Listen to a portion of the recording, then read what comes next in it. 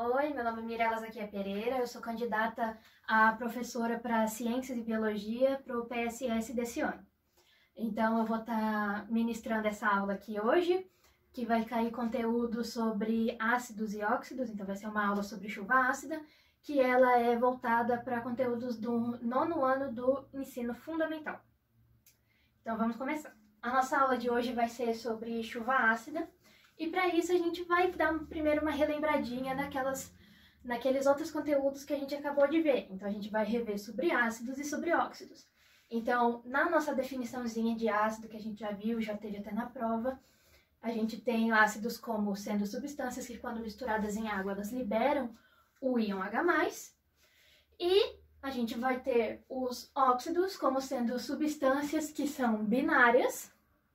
Obrigatoriamente eu vou ter o oxigênio, por isso é chamado de óxido, e eu vou ter algum tipo de ametal, e eu não posso ter junto o flúor, porque o oxigênio precisa ser o elemento mais eletronegativo. Agora que a gente já reveu isso, que a gente já relembrou o que são os ácidos e os óxidos, vamos para a nossa situação-problema. Então imaginem que vocês estão dando uma volta por aí no centro, pode estar num parque, em algum lugar ao céu aberto, tanto sozinho ou acompanhados, não é relevante, mas imagine que começa a chover no momento que você não está preparado para isso, no momento que você não está com guarda-chuva nem nada. Então, o que vocês fazem nesse momento? Teve gente que falou que tenta entrar numa loja, teve gente que falou que tenta achar algum tipo de abrigo, teve gente que gosta de andar na chuva, isso aí é um gosto mais pessoal, mas a maioria vai tentar achar algum tipo de abrigo. Isso significa que para nós humanos, a chuva, apesar dela ser extremamente importante para a vida, ela também pode trazer, de vez em quando, alguns malefícios. Acontece que isso não se aplica somente para seres humanos, e é isso que a gente vai ver. Então vamos dar uma relembradinha no ciclo da água. Então, no nosso ciclo da água, que a gente já vê lá desde quando está no prezinho, né? Então, a gente vai ter algum tipo de corpo d'água, pode ser um rio, um lago, um mar, qualquer coisa. Essa água, por causa de temperatura, ela vai evaporar, ela vai para as partes mais altas da atmosfera, vai formar as nuvens, porque lá é mais frio. Essas gotículas de água, essas moléculas, elas vão se juntar, vão ser formadas as gotas, e essas gotas daí, por questões de peso também, elas vão cair de volta ao solo, em direção ao solo. Então nisso a gente tem as chuvas que vão ser espalhadas por toda a nossa atmosfera. Então vai cair nas cidades, vai cair nos campos, podem ter chuvas também que caem diretamente sobre o mar, e esse aqui vai ser, então, o nosso ciclo da chuva. Acontece que em todo esse espaço em que a água ela sobe até as partes mais frias, vão ter alguns componentes que serão arrastados junto com essas moléculas de água. Então a gente vai ter, por exemplo, dióxido de nitrogênio, dióxido de enxofre e trióxido de enxofre. O que são esses gases? Já estou dando um spoiler, eles são gases.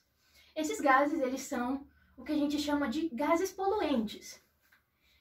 Acontece que todos esses gases, eles já estão normalmente na nossa atmosfera, só que em uma quantidade muito pequena, que eles vão ser lançados ali por alguns fenômenos naturais, mas que acontecem em uma quantidade bem restrita. Por exemplo, com erupções vulcânicas, com putrefação de animais se decompondo, plantas se decompondo, seres que morrem, né?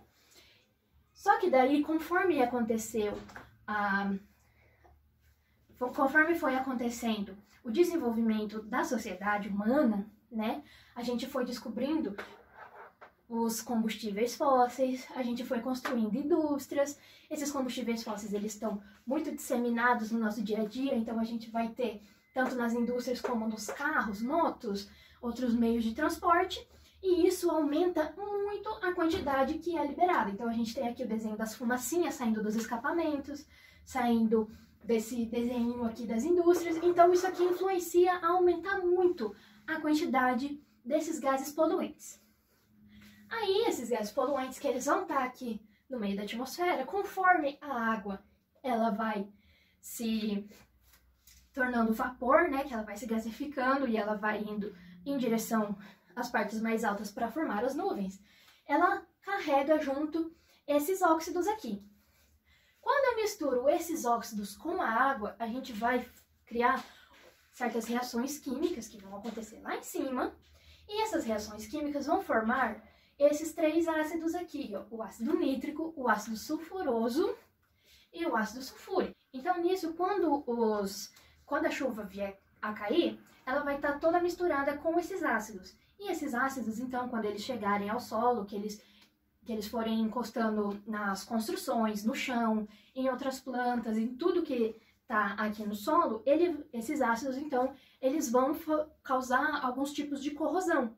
Então, isso afeta não só a nossa vida na cidade, né, como vai tendo a corrosão de casas, de monumentos, esse tipo de coisa, mas também, no caso de plantas, principalmente, que elas são seres vivos que ficam no mesmo lugar, que elas não se movimentam, então a gente vai ter a chuva que, por exemplo, quando chega numa árvore, essa chuva ácida, ela vai ter esse ácido corroendo as folhas dessa árvore, mas daí essa chuva ela vai escorrer por todo o tronco, ela vai chegar até o solo, esse solo ele vai ser degradado também, ele vai ser mudado o pH desse solo, vai ter também a degradação das folhas por exemplo, da grama, e daí essa chuva ela vai se infiltrar no solo até chegar num lençol freático. Esse lençol freático, então, ele vai ter a água que seres humanos usam muito comumente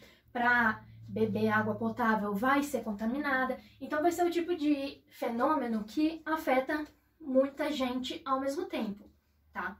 Então, por exemplo, se ocorre uma chuva ácida numa lavoura, então esse vai causar um prejuízo para o produtor, e o produtor ele vai repassar esse prejuízo para quem é o consumidor. Então não adianta ter aquele pensamento de tipo, isso está acontecendo lá longe, não vai me afetar, porque as chuvas elas não necessariamente caem, exatamente onde elas são formadas. Eu posso ter uma chuva que as grandes quantidades de vapor, elas saem de um estado, por exemplo, um estado brasileiro, e elas chegam a cair, a água vir ao chão mesmo, ter realmente a chuva, num outro estado, né? Então esse é um tipo de fenômeno que ele afeta muitas pessoas ao mesmo tempo e em vários lugares.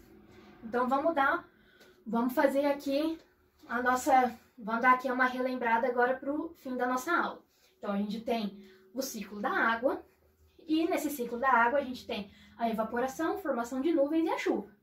Só que daí, por efeito humano, nesse meio aqui a gente tem o grande aumento dos óxidos que são arrastados junto com a água para a formação das nuvens, e nessa formação das nuvens, por estar misturado esses óxidos com a água, a gente tem formação de ácidos. Esses ácidos, eles caem juntamente com a chuva, e daí eles vão cair em casas, em lavouras, em florestas, em tudo quanto é lugar, basicamente.